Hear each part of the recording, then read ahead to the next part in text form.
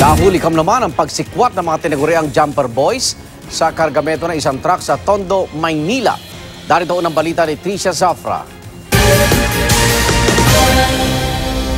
Hulikam ang pagnanakaw sa karga ng nakahintong elf truck na ito sa Road 10 Tondo, Maynila pasado alas 11 ng umaga ng Huwebes. Nang makakulimbat, 2 sa 4 ang humabol pa sa umandar ng truck. Napababa tuloy ang driver para sitahin sila.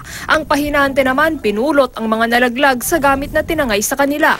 Ayon sa uploader, hiningan muna ng pera ang pahinante ng truck at nang hindi nagbigay, saka sila ninakawan. Nakita rin daw ng uploader na nagsosolvent ang mga kabataan bago lapitan ng truck. Sabi ng barangay, jumper boys ang tawag sa mga ito.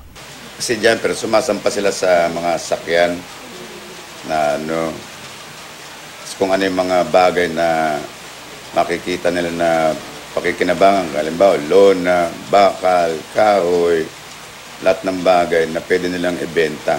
Sa CCTV footage na kuha rin ng barangay, makikita kung paano tinalo ng mga jumper boy ang isang truck. 24 oras daw nakamonitor ang barangay sa R10. Kapag may nahulikam na jumper boys, agad daw hinahabol ng mga tanod. Ang problema, bukod sa natatakasan sila, kulang din daw sa tao. Usually ang tanod ko, inaano ko sa gabi kasi gabi ang mas critical. Minor de edad din daw ang karamihan sa jumper boys, kaya nakakabalik din sa komunidad matapos mahuli. Kinumpirma ito ng pulisya. Wala po silang criminal liability. So hindi natin mapailan ng kaso. Pero kapwa nangako ang pulisya at barangay na paiigtingin ang pagbabantay sa Road 10. Hinimok din nila ang mga dumaraang truck na makipagtulungan. Payo nila maglagay ng isang tao sa likod ng truck para magbantay. Para sa unang balita, Tricia Zafra, reporting.